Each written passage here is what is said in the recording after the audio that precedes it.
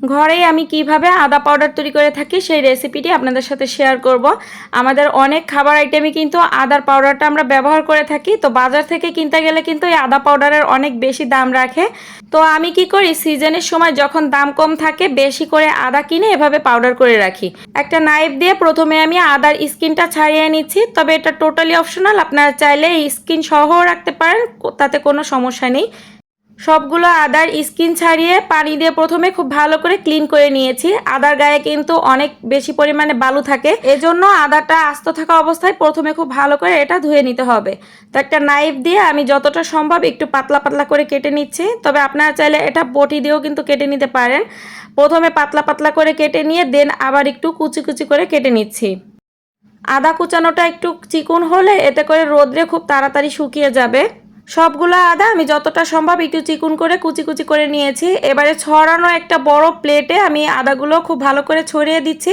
ছড়িয়ে দিয়ে এই আদার প্লেটটা সরাসরি কড়া রোদ্রে আমি 2 থেকে 3 দিন শুকিয়ে নিব।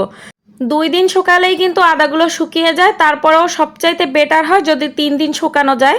তো আদাগুলো এখন 3 দিনের দিন খুব ভালো করে শুকিয়ে গিয়েছে। এবারে এই আদাগুলো আমি একটা ব্লেন্ডারের জগে নিয়ে নিচ্ছি। আমার আজকের এই রেসিপিটি আপনারা কে কোন এলাকা থেকে দেখতেছেন চাইলে কমেন্টস করে জানাতে পারেন, যাতে পরবর্তীতে আমি আপনাদেরকে ধন্যবাদ জানাতে পারি। তো এই তো আদাগুলো খুব ভালো করে ব্লেন্ড করে নিয়েছি, আর এবারে একটা স্ট্রেনার দিয়ে এই আদাগুলো খুব ভালো করে চেলে নিতে হবে, এতে করে এর এক্সট্রা যদি কোনো ছাবা থাকে সেটা আদার গুঁড়া থেকে আলাদা হয়ে যাবে। তো আপনারা চাইলে এভাবেই ঘরেই তৈরি করে নিতে পারেন আদার গুঁড়া। বাইরে থেকে এটা কিনতে গেলে কিন্তু অনেক চড়া দাম নেয়। তো আমি যখন সিজন থাকে সেই সময় একটু বেশি করে আদা কিনে এভাবে পাউডার করে রাখি। বিভিন্ন খাবার রেসিপিতে কিন্তু এই আদার গুঁড়াটা আমরা ব্যবহার করে থাকি। এখন একটা কন্টেনারের ভিতরে ভরে এই আদার গুঁড়াটা আমি নর্মাল ফ্রিজে রেখে দিব, এতে করে দীর্ঘ সময় ধরে সংরক্ষণ করা যাবে। যদি বাইরে বেশি দিন রাখতে চান সেক্ষেত্রে এই আদার পাউডারে কিন্তু ফাঙ্গাস পড়ে যায়।